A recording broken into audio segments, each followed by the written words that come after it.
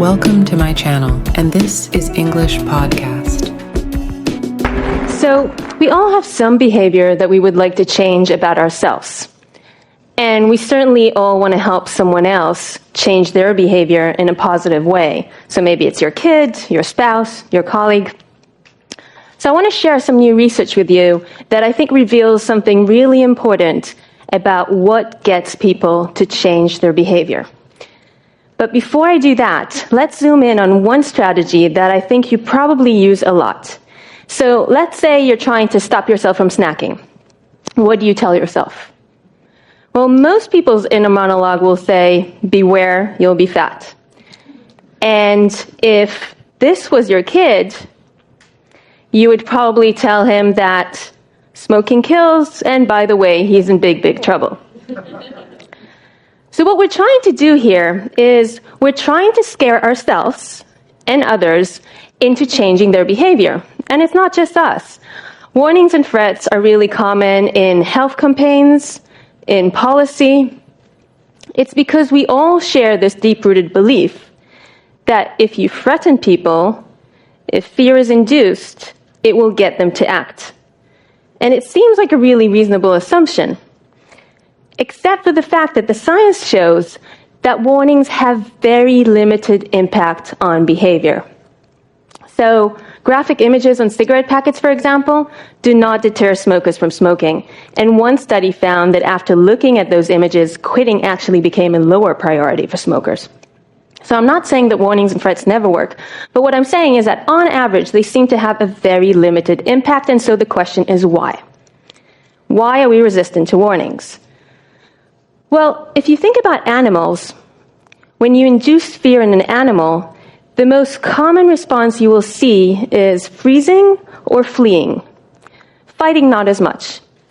And so humans are the same. So if something scares us, we tend to shut down and we try to eliminate the negative feelings. So we might use rationalization. So for example, you might tell yourself, my grandpa smoked, he lived to be 90, so I have really good genes and absolutely nothing to worry about. And this process can actually make you feel more resilient than you did before, which is why warnings sometimes have this boomerang effect. And other times, we simply put our head in the ground. Take the stock market, for example. Do you know when people pull their head out of the ground to look at their accounts, not to make a transaction, just to log in to check their account? So what you're seeing here in black is the S&P 500 over 2 years.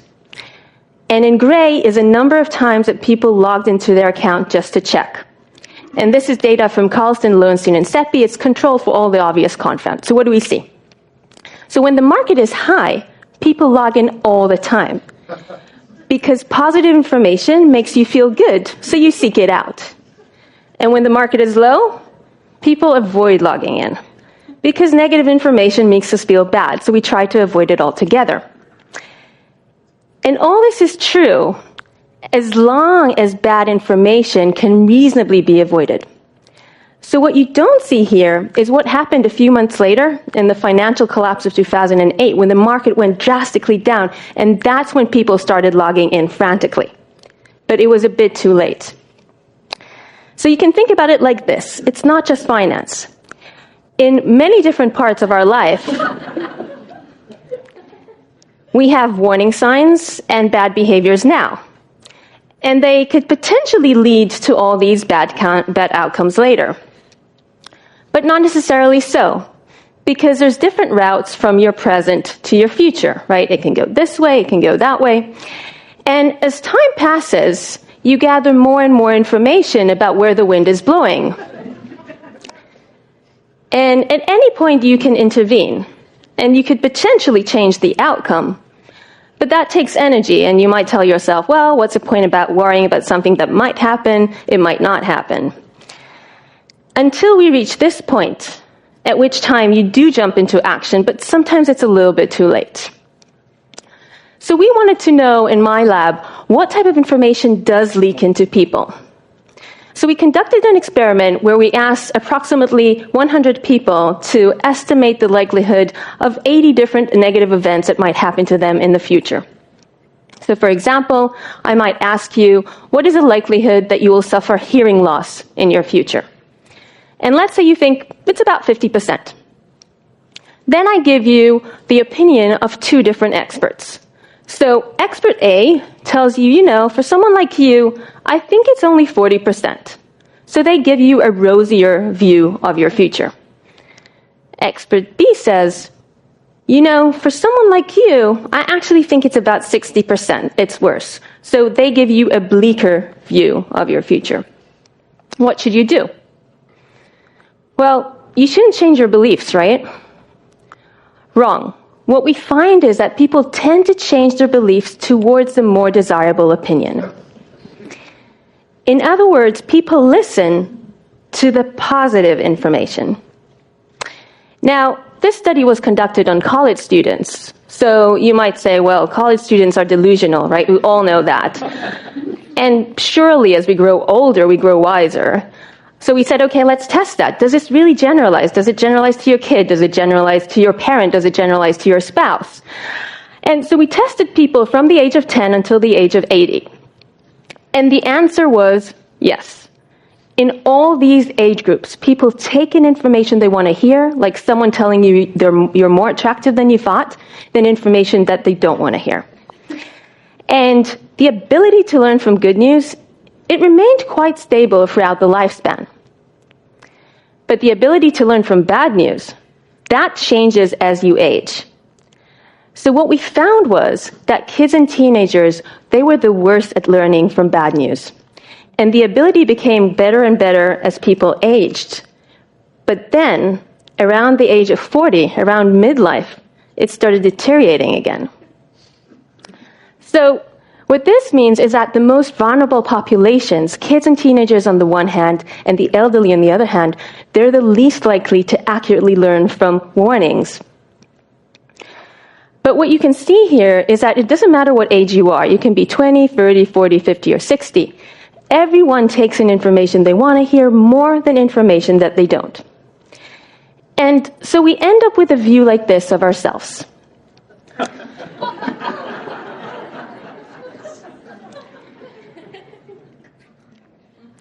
And our mistake as teachers, as mentors, as employers, is that instead of working with this positive image that people so effortfully maintain, we try and put a clear mirror in front of them.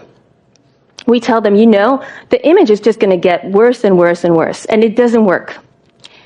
It doesn't work because the brain will frantically try to distort the image using Photoshop and fancy lenses until it gets the image it's happy with. But what will happen if we went along with how our brain works and not against it? Take hand washing, for example.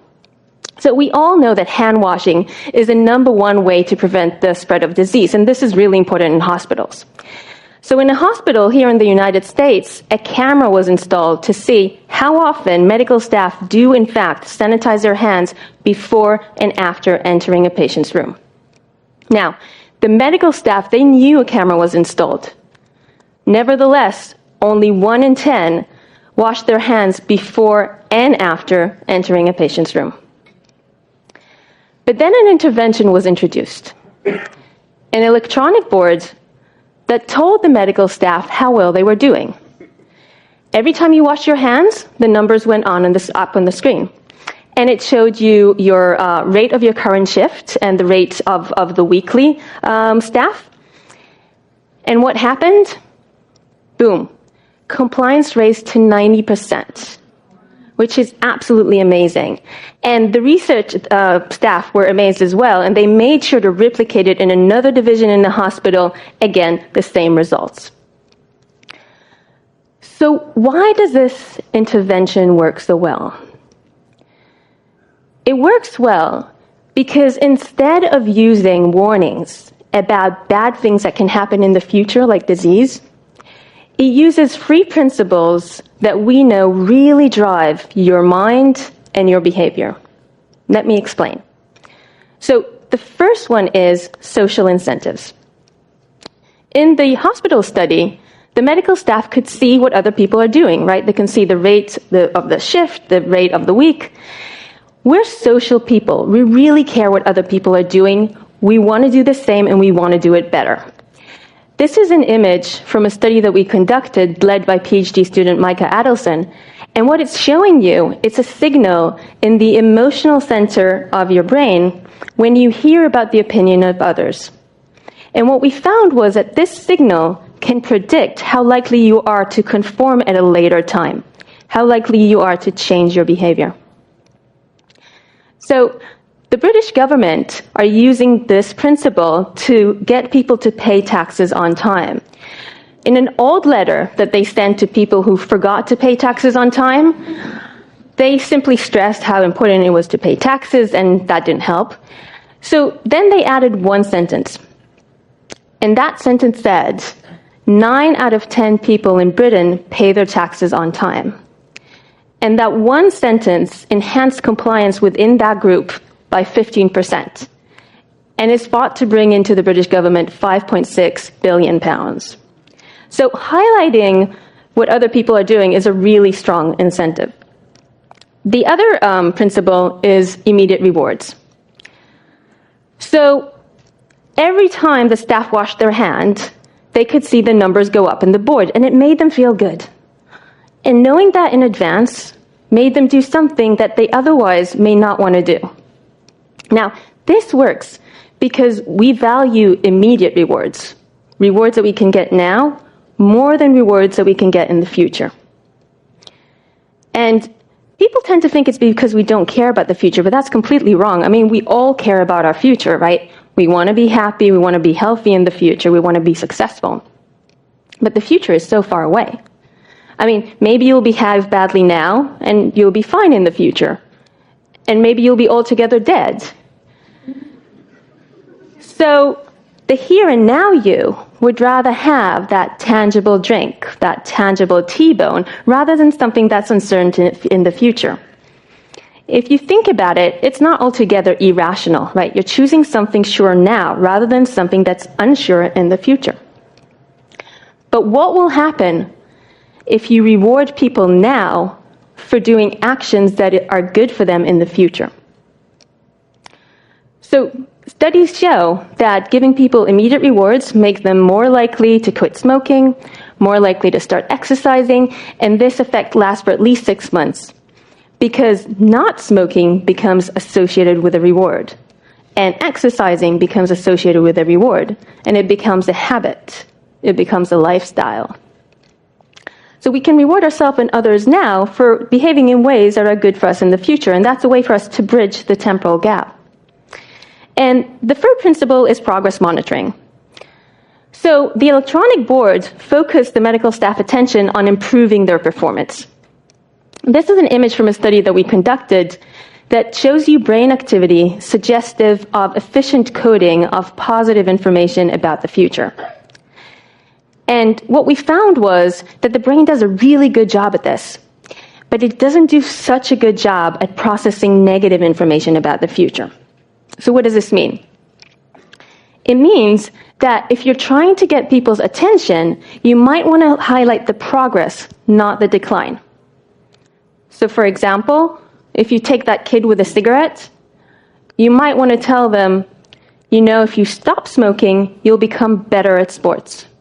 Highlight the progress, not the decline.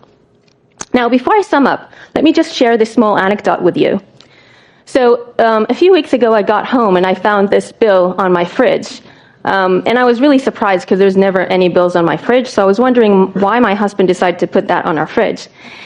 And so looking at the bill, I could see that what this bill was trying to do is get me to be more efficient with my electricity use. And how was it doing it? Social incentives, immediate rewards, and progress monitoring. Let me show you. So here's the social incentives. So in gray is the energy use, the average energy use of people in my neighborhood. And in blue is my energy use. And in green is the most efficient neighbor.